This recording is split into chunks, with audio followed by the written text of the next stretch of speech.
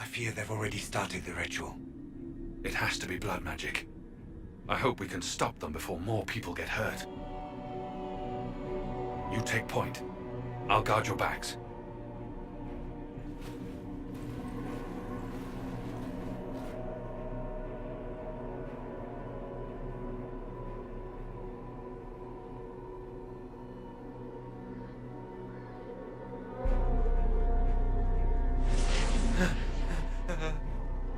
Wait! No. Warden Commander Clarel's orders were clear. This is wrong! Remember your oath. In war, victory. In peace, vigilance. In death, I'm sorry. sacrifice. Good.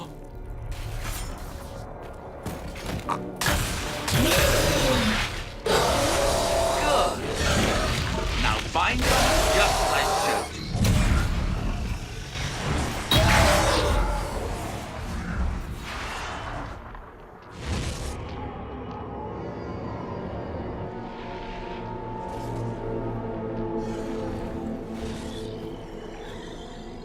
Inquisitor, what an unexpected pleasure. Lord Livius Erimond of Virantium, at your service. You are no warden. But you are. The one Clarel let slip. And you found the Inquisitor and came to stop me. Shall we see how that goes? Wardens, this man is lying to you. He serves an ancient of Intermagister who wants to unleash a blight. That's a very serious accusation. Let's see what the Wardens think. Wardens, hands up. Hands down. Corypheus has taken their minds. They did this to themselves. You see, the calling had the Wardens terrified. They looked everywhere for help. Even to Vinter. Yes, and since it was my master who put the calling into their little heads, we in the Venatori were prepared.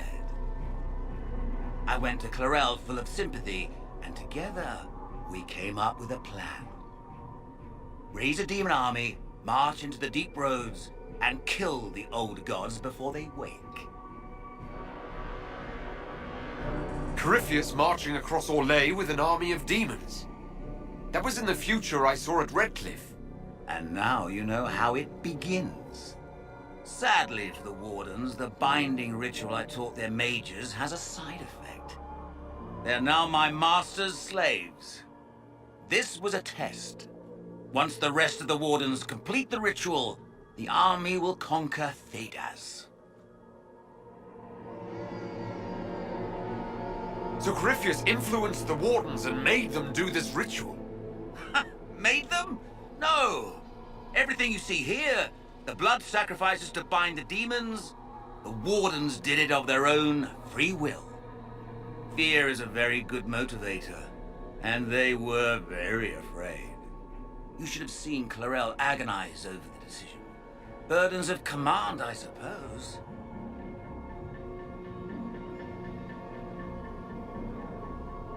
Do you really want to see the world fall to the Blight? What do you get out of this? The Elder One commands the Blight. He is not commanded by it, like the mindless Darkspawn.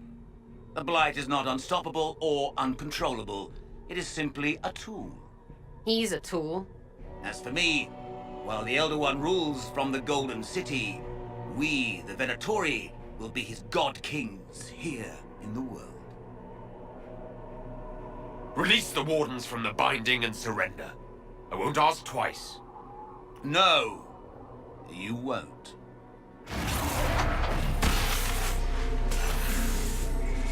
The Elder One showed me how to deal with you in the event you're foolish enough to interfere again. That mark you bear, the anchor that lets you pass safely through the veil, you stole that from my master. He's been forced to seek other ways to access the Fade. When I bring him your hand, his gratitude will be...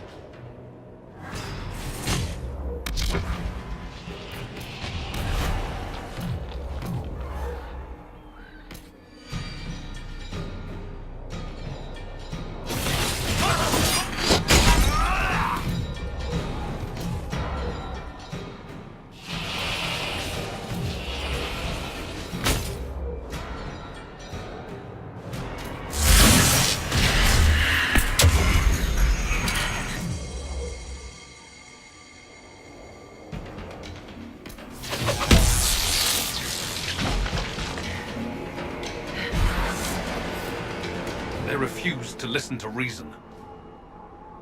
You were correct. Through their ritual, the mages are slaves to Corypheus. And the Warden warriors? Of course. Sacrificed in the ritual. What a waste. Erimond lied to the Wardens. They were trying to prevent future blights. With blood magic and human sacrifice. The Wardens were wrong, Hawk, but they had their reasons. All blood mages do. Everyone has a story they tell themselves to justify bad decisions. And it never matters. In the end, you are always alone with your actions. I believe I know where the Wardens are, Your Worship. Erimond fled in that direction. There's an abandoned Warden fortress that way. Adamant. Good thinking. The Warden and I will scout out Adamant and confirm that the other Wardens are there. We'll meet you back at Skyhold.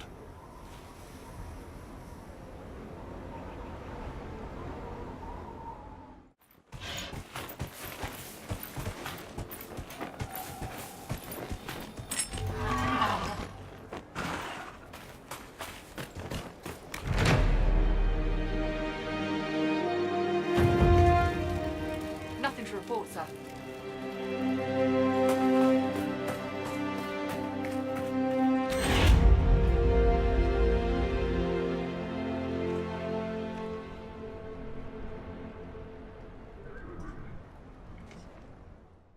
Adamant Fortress has stood against the Darkspawn since the time of the Second Blight.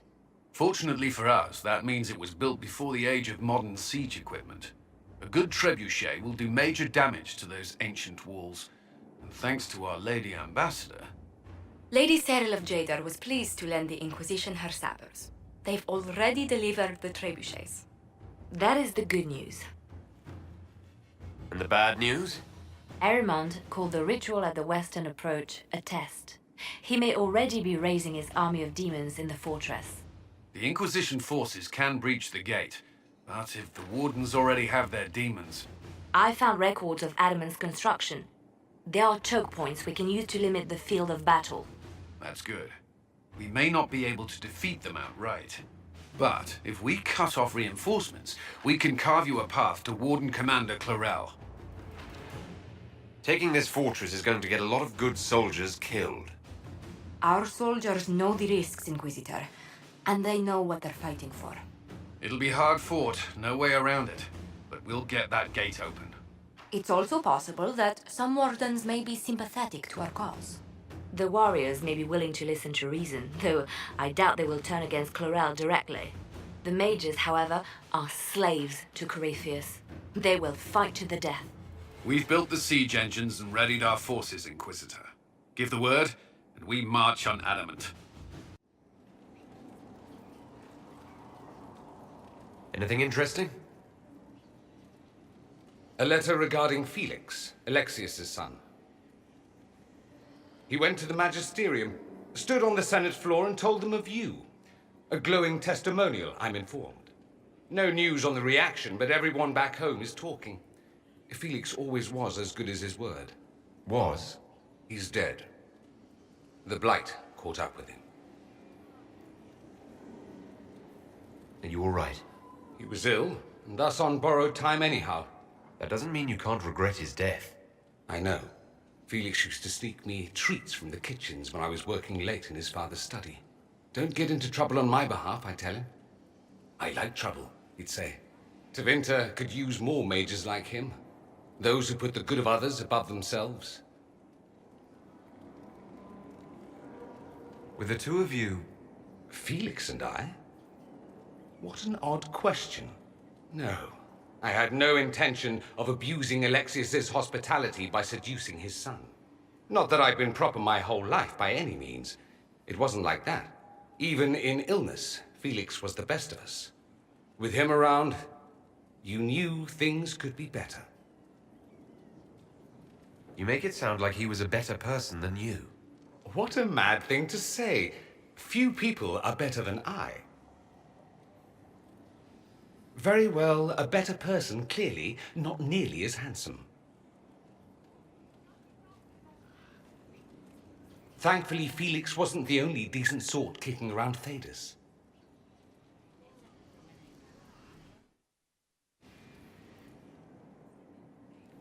I ran into Fiona. Seems you have Alexius serving the mages. There's some justice in that after what he did to them. Maybe one day he'll realize it. You said Alexius was a mentor of yours. He was my patron, sponsoring me to the higher levels of the Circle of Magi. In return, my successes were his. I had a lot of successes, naturally. Alexius was most pleased. He and I used to talk over brandy about the corruption, how we could one day make real change in the Imperium.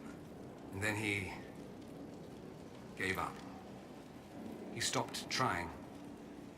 Why did he give up? On a journey to Hosburg, a Darkspawn raid killed his wife and sickened his son. I remember hearing the news. He hadn't been there, you see.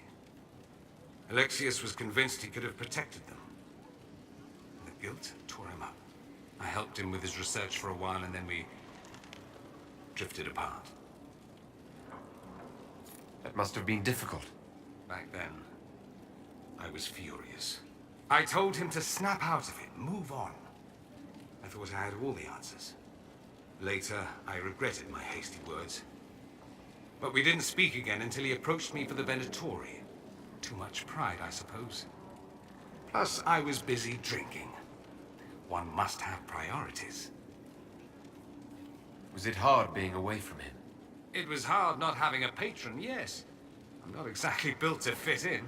At any rate, he's fallen so low, I doubt he'll ever get up. Sad, really. I should go. Try not to kill anyone without me.